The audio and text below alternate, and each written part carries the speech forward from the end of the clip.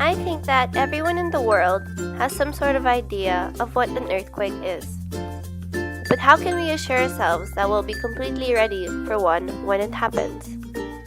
Minute Fasai brings you EarthQuick Tips, a simple and in-depth guide that will teach you how to properly prepare for an earthquake. There are usually 3 parts of an earthquake: the foreshock, the main shock, and the aftershock.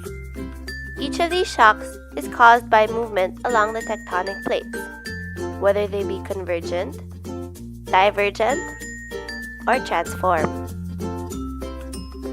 When experiencing these shocks, we must always remember D, C, H. Duck, cover, and hold.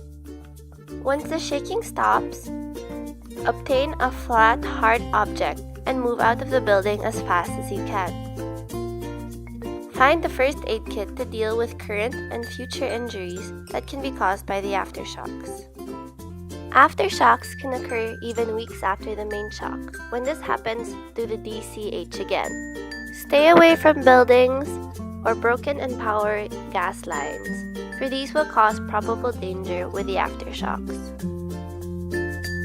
Next, let's talk about landslides. If you live in a landslide-prone area, be alert when there are heavy rains and earthquakes. In case you are in a situation where there is a landslide, remember that your first priority is to protect your head. You may do this by curling into a ball. Then, vacate the area as soon as possible. One earthquake hazard that you may not know about is liquefaction. This is when the land under a structure turns into a more liquid state, causing buildings, houses, etc. to sink into the ground.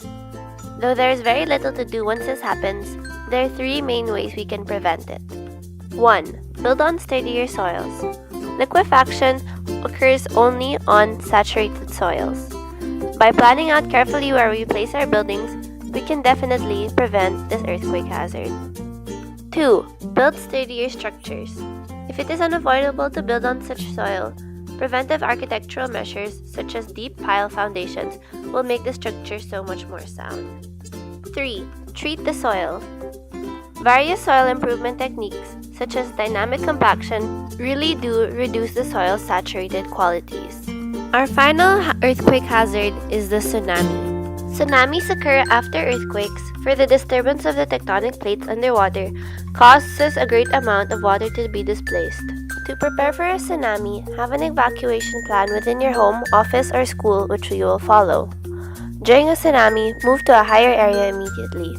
Save yourself, not your possessions. And most importantly, do not go to the beach to watch the tsunami.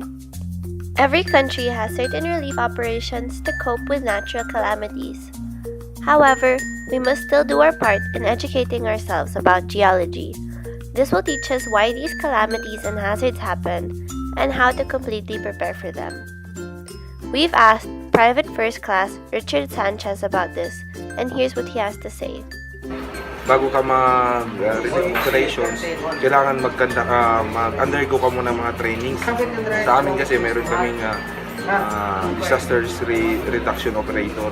Diba, kapag magkakanda ka ng rescue operations, kailangan syempre will equip ka, will equip yung knowledge mo sa pagsagip.